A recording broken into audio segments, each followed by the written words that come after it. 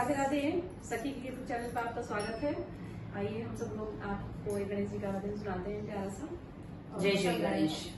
लाइक share जरूर करिएगा, subscribe करिएगा हमारे चैनल को। चलिए शुरू करते हैं। हम तुझे ले आए गणेश।